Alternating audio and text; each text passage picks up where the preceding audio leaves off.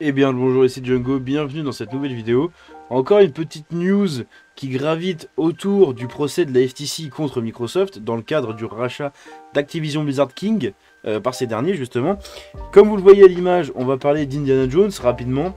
Alors Indiana Jones, on va pas parler du film, on va pas parler des séries, on va pas parler de tout ça. On va parler du jeu qui est en développement du coup par les studios Xbox. Je sais plus le nom du studio, mais il est mentionné dans l'article, donc on va se le rappeler tout à l'heure. Mais ce qui est intéressant de savoir du coup, c'est qu'à la base, ce jeu-là aussi était prévu pour sortir sur PlayStation 5 apparemment.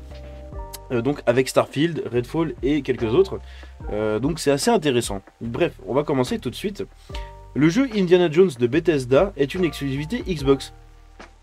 Et là, je viens de me rappeler un truc, c'est Bethesda qui développe le jeu Indiana Jones. Parce que je me rappelle du visuel qu'on avait eu juste avec le fouet, l'appareil photo et tout. Mais j'avais complètement zappé que c'était Bethesda en fait, je suis honnête avec vous. Hein. Là, genre, je pourrais très bien couper la vidéo, la recommencer et faire genre, ouais, c'est Bethesda, machin. Mais non, en fait, j'avais complètement zappé que c'était Bethesda. Putain, c'est incroyable. Ils sont partout, eux, hein. Oh là là. Le jeu Indiana Jones de Bethesda, qui est actuellement développé par le développeur Wolfenstein de Machine Games, sera exclusif à Xbox, donc c'est intéressant, du coup c'est une coopération entre les jeux, entre ces studios-là.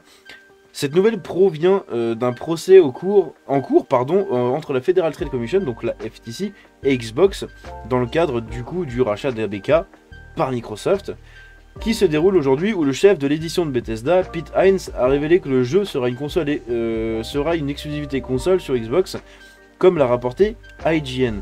Comme les autres versions de première partie d'Xbox, le jeu Indiana Jones de Machine Games sera également disponible sur PC, logique. Cependant, Hines a également révélé que la société mère de Disney et Bethesda, ZeniMax, a initialement signé un accord selon lequel ce jeu Indiana Jones serait multiplateforme, ce qui signifie qu'il sortirait également sur PlayStation. Hines dit qu'après l'acquisition par Microsoft de ZeniMax en 2020, l'accord avec Disney a été modifié pour faire passer le jeu Indiana Jones d'une version multiplateforme à une version multiplateforme et à la place what the fuck. Ouais, franchement les traductions des fois sur les jeux, là je suis sur Game Informer et c'est un peu comme sur le site de The Gamer où les traductions en fait elles font n'importe quoi sur ces sites, je sais pas pourquoi. Bref, et donc du coup d'une version multiplateforme à une version exclusivité Xbox et PC du coup.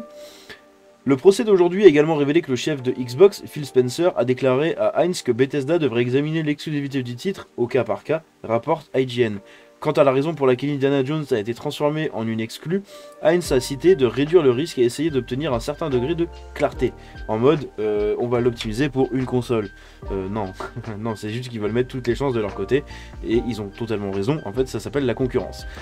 Vous avez affaire à un concédant de licence qui donne une tonne de commentaires sur ce que vous faites, qui va ajouter une tonne de temps à votre emploi du temps. Ces accords, vous ne pouvez pas prendre autant de temps que vous le souhaitez. Vous avez une fenêtre de temps dans laquelle vous allez sortir un jeu, vous avez immédiatement une horloge qui tourne sur vous. Bethesda a révélé le jeu Indiana Jones de Machine Games en 2021 avec une courte bande-annonce. Ouais, c'est juste un petit travelling de caméra avec du coup un bureau où vous avez tous les trucs dessus. Et c'était la dernière fois que nous en avons vu. Cependant, le chef de Bethesda, Todd Howard, dit qu'il a lancé pour la première fois ce jeu d'Indiana Jones en 2009. Donc le projet en 2009. Il n'y a toujours pas de fenêtre de sortie pour le jeu aujourd'hui, et je pense qu'avec Starfield, pour l'instant, il est un peu dans les bacs à côté, en attendant que Starfield sorte, qu'il soit patché pour les premiers bugs qui vont être apportés à la sortie, de voir un peu comment ça se passe, et au fur et à mesure, il va revenir en développement pour le pousser dans les prochaines années. Bref, c'est normal. Mais on sait qu'ils sont en train de bosser là-dessus, donc c'est très intéressant. Mais oui, j'avais complètement oublié que c'était Bethesda, du coup, qui était là-dessus. Bref, ça c'est drôle. J'espère que cette petite vidéo rapide vous a plu. Si c'est le cas, vous pouvez la liker, pardon, et vous abonner en activant la cloche.